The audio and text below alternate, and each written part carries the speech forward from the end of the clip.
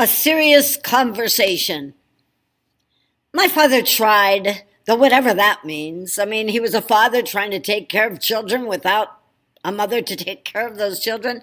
So I can't blame him for a lot, but I have a few complaints. First of all, he would not let me speak with a friend from New York City, New York, or even wait to meet him anywhere. I was not allowed to talk to many people at all.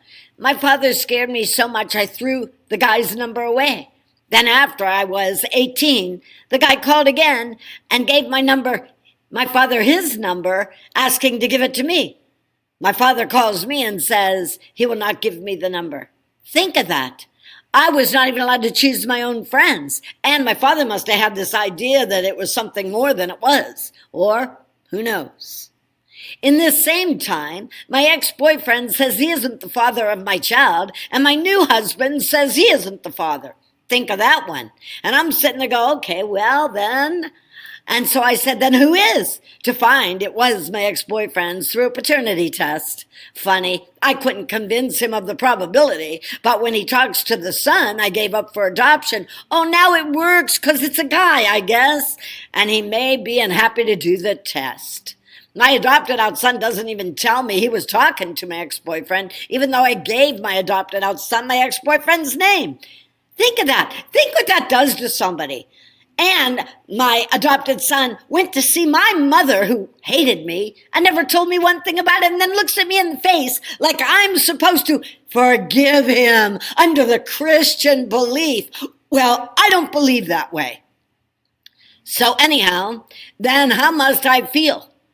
And better yet, has anyone cared about how I felt? Or how I feel now? And now these friends, so many friends I would have had, I never had. And I don't even know where they are. And some of them are probably deceased. Thank you, Dad. That was a really nice thing of you to do. I still admire you and love you dearly.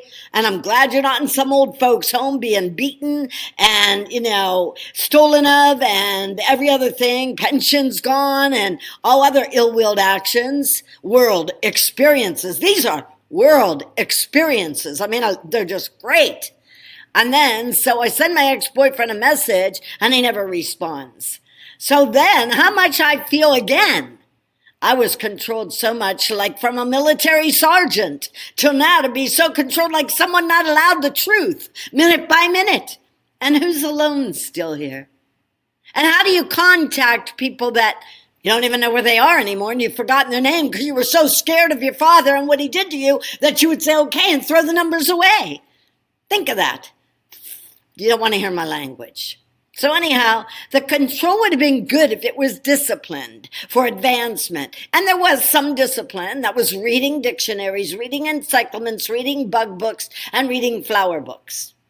And sitting down when I was told to sit down, stand up when I was told to stand up, and everything else. So anyhow, I was in the negative. Well, how would you be? Wouldn't you be kind of in the negative? And I still am sometimes, pretty bad. And I still loved my father, and do now, by the way, though he's deceased. How stupid is that? I didn't say it was uncommon. I said, how stupid is that? My mother's a different hatred. She was really nasty to me. But anyhow, I don't want to go on there too much. So on I live. It's 2025 coming. Think of that. And these experiences have affected my entire life.